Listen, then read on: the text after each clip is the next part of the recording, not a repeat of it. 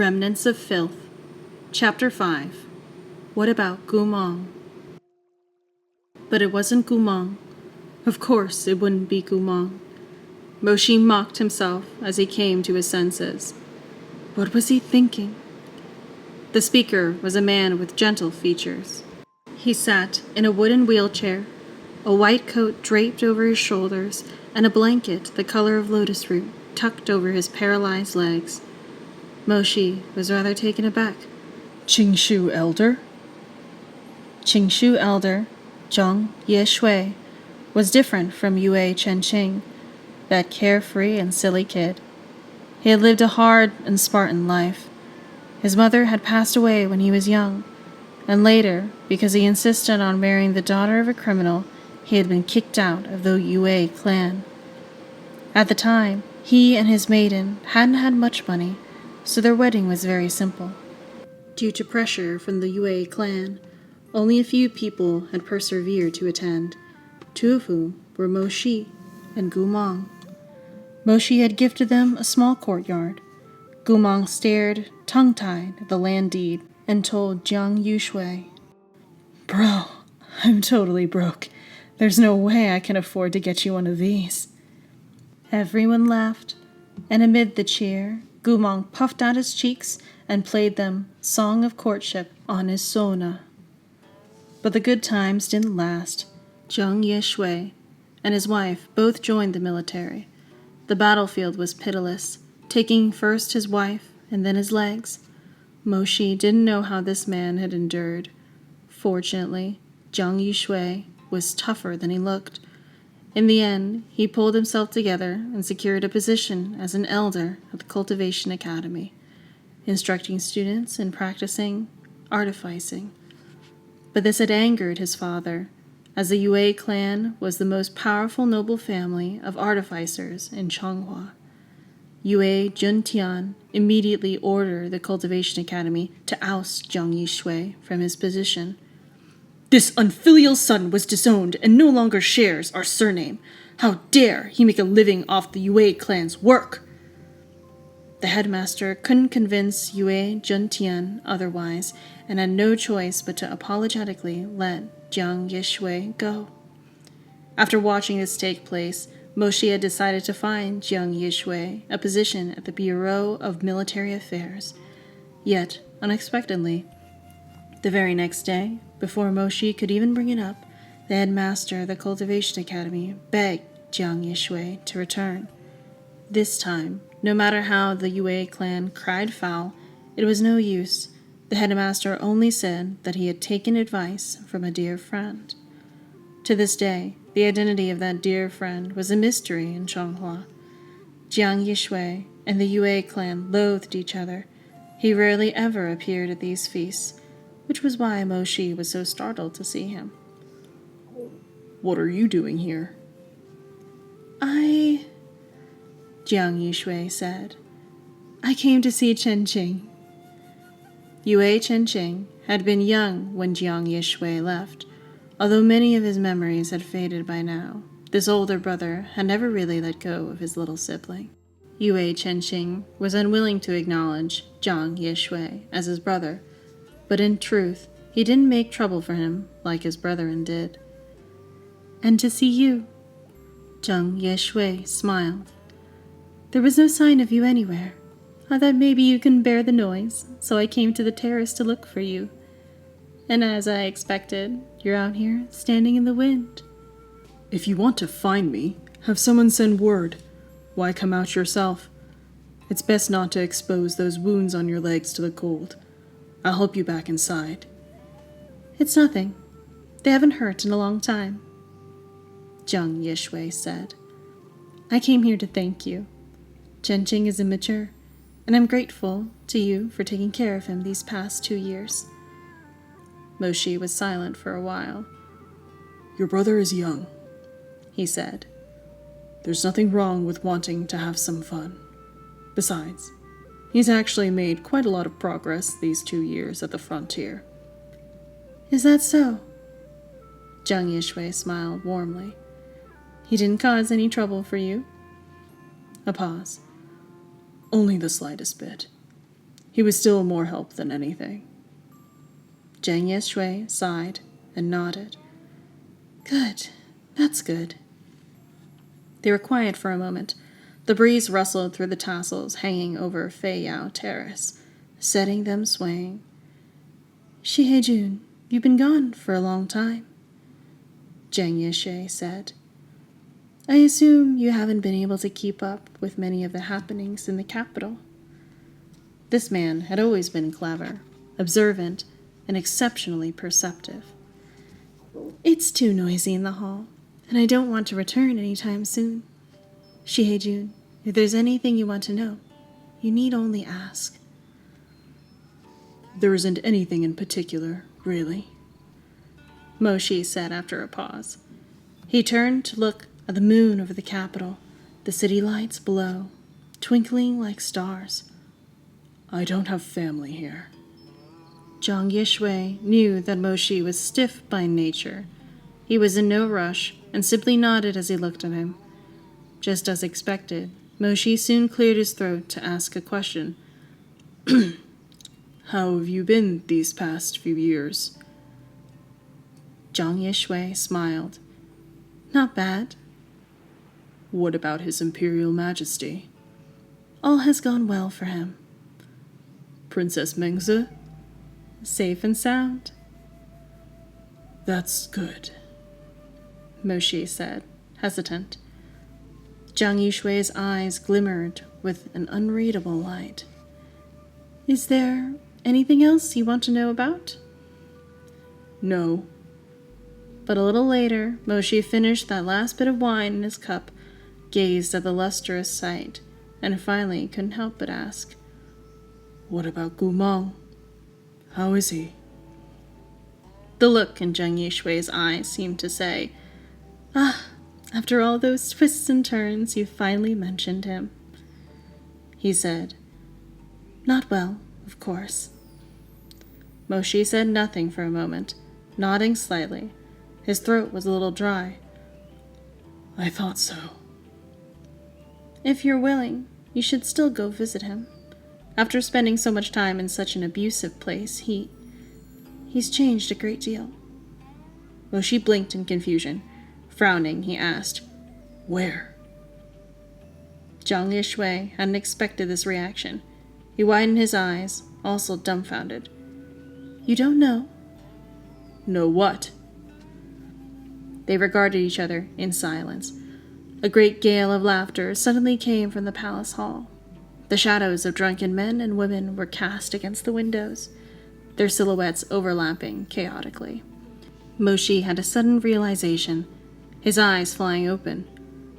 He couldn't have been. He spent 2 years at Lu Mei Pavilion.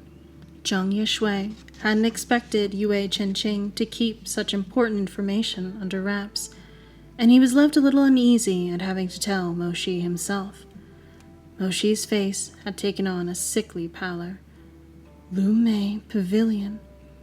What kind of place was this? It was a land of bliss for the nobles and hell on earth for its prisoners. The people trapped in the pavilion were hollowed out and devoured overnight. The gentle were transfigured beyond recognition, the fierce likewise destroyed. It was a place that shattered the dignity of any slave, where one misfortune led to a lifetime of abuse. Life there was hundreds of times worse than death. They had actually put Gumang there. They had actually put him. Moshi swallowed thickly.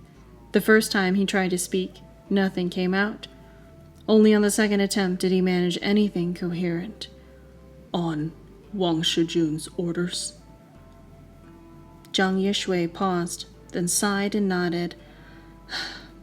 Wang Shijun hates him. You know this. Moshi was silent, abruptly turning away and looking into the boundless night. He didn't make another sound. Ever since Gumang was sent back to Changhua 2 years ago, Moshi hadn't thought much about what would become of him. At the time, he hadn't known what exactly Gumang's punishment would be. He thought that if Gumang were imprisoned, he might go take a look at him, or maybe sneer at and mock him a little. If Gumong became an invalid, he wouldn't sympathize. He might even go and make things harder for him. So many years had passed, even if they had once shared something soft. The accumulated hatred ran too deep. There was no chance of reconciliation. The only circumstance under which Moshi could imagine amicably sharing a jug of wine with Gumong was in a cemetery. With Gumong buried in the earth and himself standing upon it, then he might talk to the man like he once had, and place a bouquet of red peonies shaped from spiritual energy on his grave. At least that could afford them a peaceful, final farewell. But Gumong had always managed to surprise Moshi. Moshi hadn't expected that. Even now, things would be the same. Danmei Pavilion. Those words tormented Moshi. He said them again and again in his mind, as if trying to glean the slightest bit of pleasure from them. But in the end, he realized it was a useless endeavor. They gave him no satisfaction. Instead, he only felt extreme disgust and anger. He didn't know where these feelings were coming from. Wasn't karmic retribution supposed to be a cause for celebration?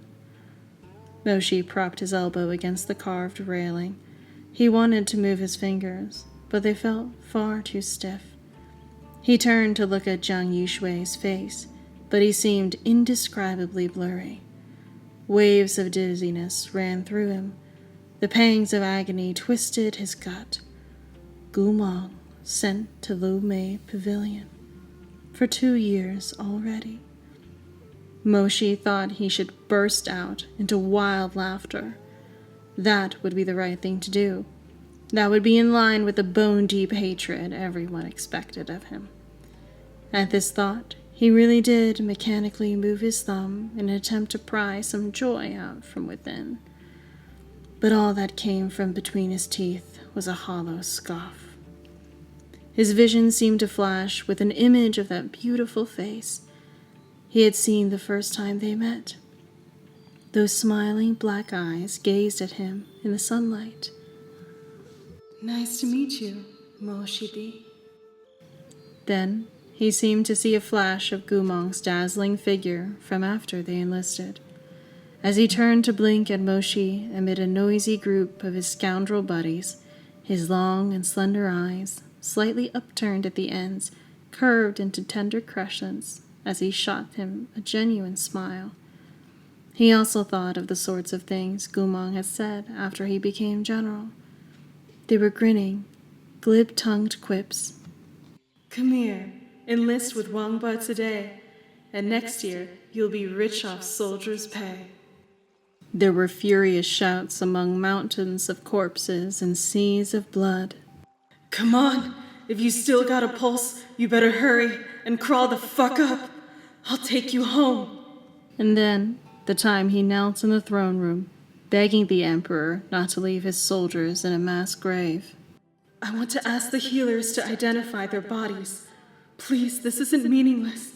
Every soldier's gravestone should have their name on it. Your Imperial Majesty, I don't want my brothers to wander lost. They recognized me as their commander. Whether they're men or ghosts, I have to bring them home. I promised.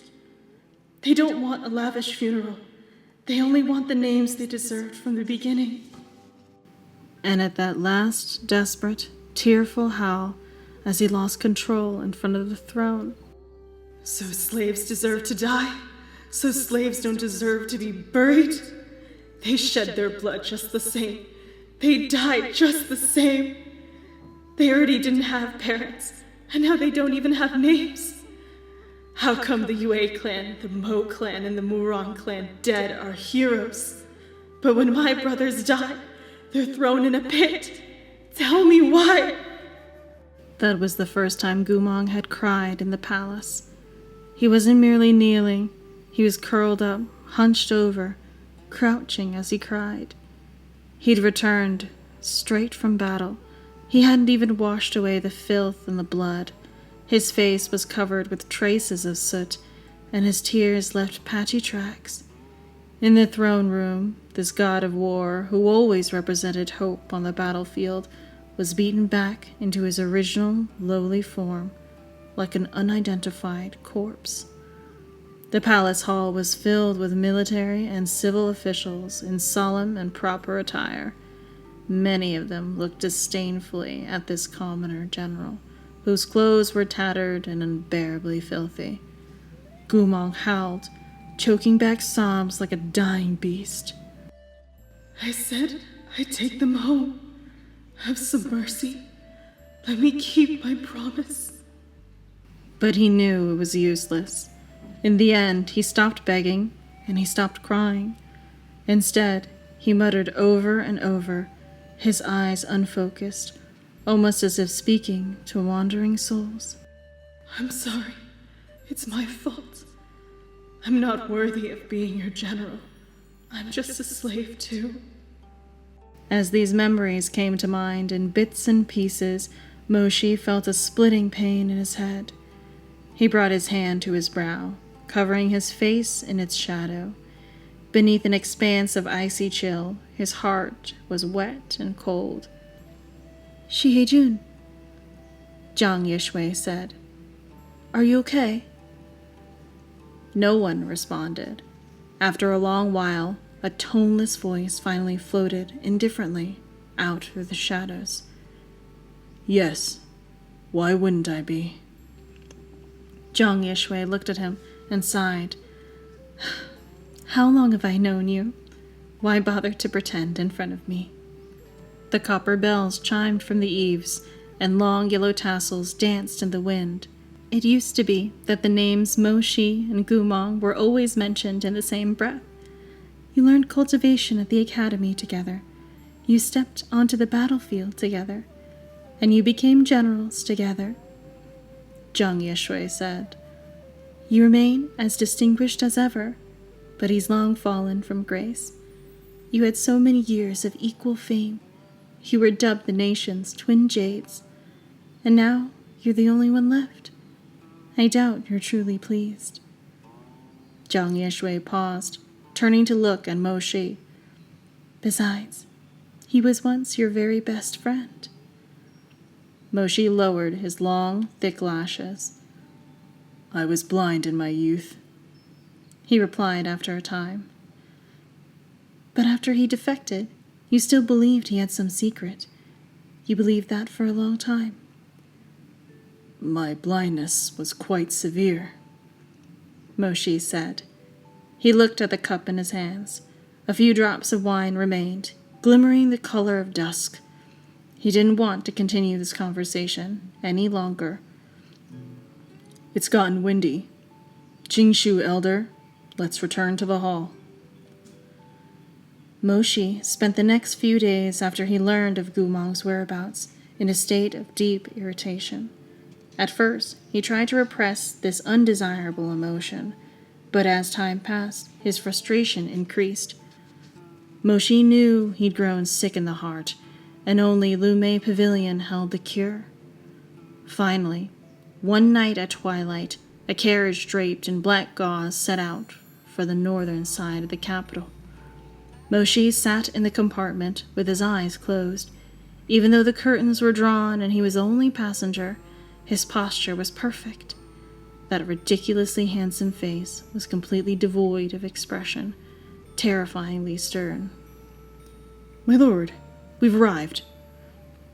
Moshi didn't immediately step out, merely pulling the curtain aside and looking out from the darkness. This hour was the peak of the imperial capital's nighttime revelry.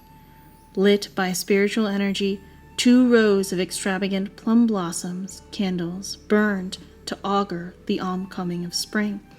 Illuminating the scarlet inscription, bored high in the air, Lumei Pavilion. Daybreak's wind blew colder than ice, only to wither so quickly into mud and filth. Unlike other brothels, most of those on offer at Lumei were prisoners of war. Their spiritual cores had been broken, reducing them to captives and sex slaves. My lord, will you be going in? Moshi glanced towards the pavilion and recognized many of its patrons. all of them spoiled and rich young masters he especially disliked. He furrowed his brow. "Through the back door." The carriage stopped at the rear of Danmei Pavilion. This was Moshi's first time coming to such a place, even though he'd always been firm and decisive as a type. A sliver of self-loathing snaked into his heart. Only after repeatedly saying to himself, "This general came to exact revenge," within the carriage compartment did he descend with a stormy expression. "Go back. You don't have to stay." After delivering these instructions to his coachman, Moshi stood in place and looked over the terrain for a while before leaping elegantly to the roof and noiselessly slipping away under the cover of darkness. He studied Danmei's pavilion's layout before coming, so it wasn't hard to locate the area where the courtesans lived. Soon, he arrived at a secluded garden courtyard. He pulled the hood of his cape over his head and stepped through the main entrance like a regular guest, passing door after door of lacquered vermilion. Priestess of the Flames, Sha Shui-Ru of Wan Ku. Handmaiden of the Flames, Qing Feng of Wan Ku. Deputy General of the Left Battalion, Tang Zhen of the Liao Kingdom. Official of the Left Battalion, Lin Huarong of Shui-Yu. Each occupant's country of origin, rank, and name were meticulously inscribed on the little wooden plaque hanging at their door.